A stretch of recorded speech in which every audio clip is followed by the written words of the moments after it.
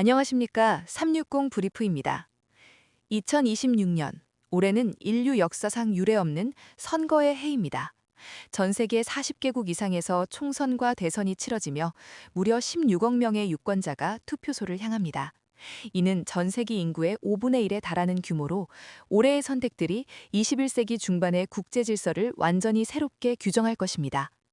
오늘 360 브리프에서는 아시아의 청년혁명부터 미국의 권력 재편, 그리고 대한민국의 정치 지형을 뒤흔들 6월 지방선거까지 올 한 해 우리가 반드시 주목해야 할 결정적 승부처들을 상세히 전해드리겠습니다.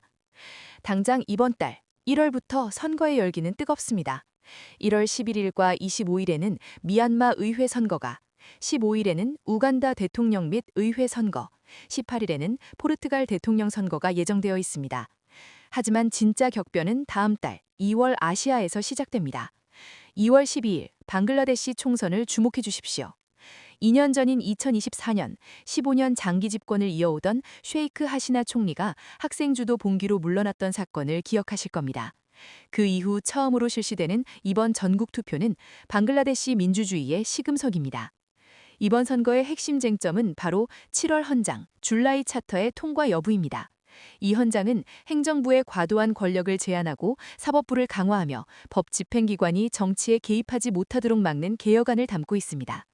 방글라데시 국민들이 과연 과거와의 단절을 선택할지 그 결과가 한 달 뒤에 나옵니다. 이어 3월 5일에는 네팔에서 총선이 열립니다. 네팔 역시 지난해 2025년 부패와 경제난에 분노한 Z세대 시위대가 당시 총리였던 샤르마 올리를 권좌에서 끌어내린 바 있습니다. 시위를 주도했던 청년들은 현재 유권자 등록 운동을 활발히 펼치며 제도권 진입을 누리고 있습니다. 네팔 청년들의 분노가 거리의 외침을 넘어 실제 의회 권력으로 전환된다면 이는 아시아 전체 청년 정치의 중요한 모델이 될 것입니다. 이외에도 2월 8일 태국 의회 선거, 3월 15일 베트남 의회 선거 등 동남아시아의 주요국들이 연이어 새로운 리더를 선출하며 영내 질서를 재편합니다. 봄꽃이 피는 4월, 유럽의 시선은 동유럽의 전략적 요충지 헝가리로 쏠립니다. 4월 12일로 예정된 헝가리 총선은 우크라이나 전쟁의 또 다른 전선이라고 해도 과언이 아닙니다. 2010년부터 장기 집권 중인 빅토르 오르반 총리는 그동안 EU 내에서 가장 친러시아적인 행보를 보여왔습니다.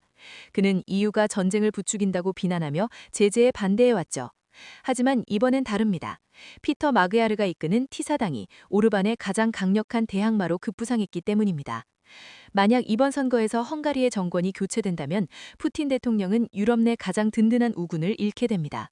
반대로 오르반이 재집권에 성공하여 권력을 유지한다면 EU의 대러시아 단일 대오는 더욱 큰 균열을 낼 것입니다. 헝가리의 선택이 유럽의 안보 지형, 나아가 우크라이나 전황에 직접적인 나비 효과를 일으키게 되는 것입니다. 같은 달 남미의 페루, 아프리카의 베닌 등에서도 대통령 선거가 치러지며 전 세계적인 투표 열기는 계속됩니다. 계절이 바뀌어 5월 31일 콜롬비아에서는 새로운 대통령을 뽑습니다.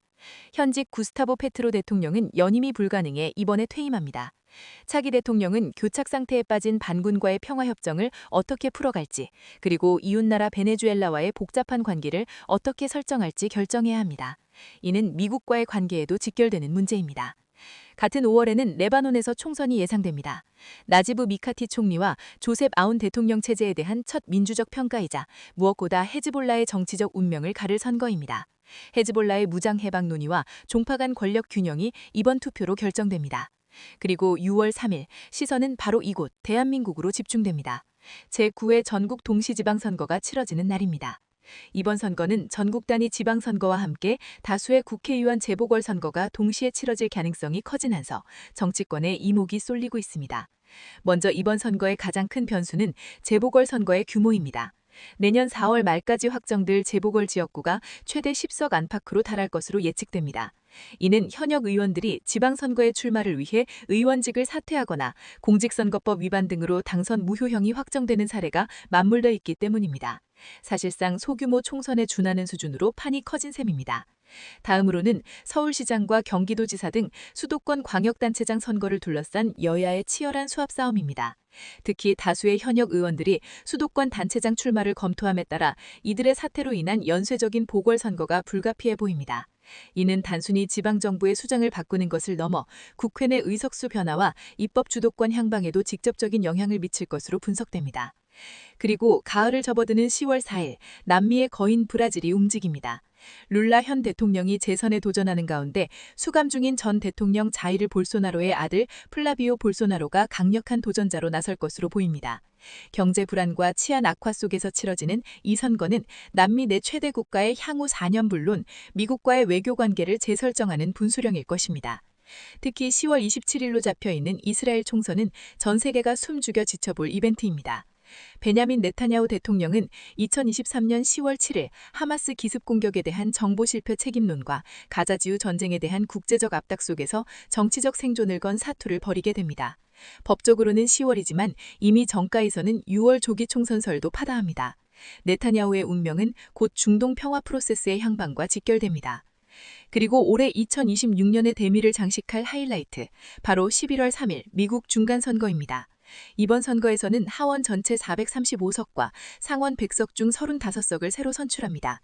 이 선거가 중요한 이유는 트럼프 2기 트럼프 행정부의 남은 임기 국정 동력을 결정짓기 때문입니다. 의회 주도권이 어디로 넘어가느냐에 따라 트럼프 대통령이 행사할 수 있는 권력의 크기가 달라지고 이는 곧 미국의 대외정책 기조 변화로 이어질 수 있습니다. 앞서 말씀드린 우크라이나, 중동, 아시아 문제에 대한 미국의 해입 방식이 11월 투표함 속에서 결정되는 것입니다. 오늘 살펴본 2026년의 시나리오는 숨가쁘게 돌아갑니다.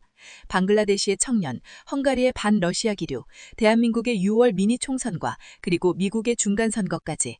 이 모든 선거는 개별적인 사건처럼 보이지만 사실은 지구촌이라는 거대한 건물의 구조적 안전진단과도 같습니다.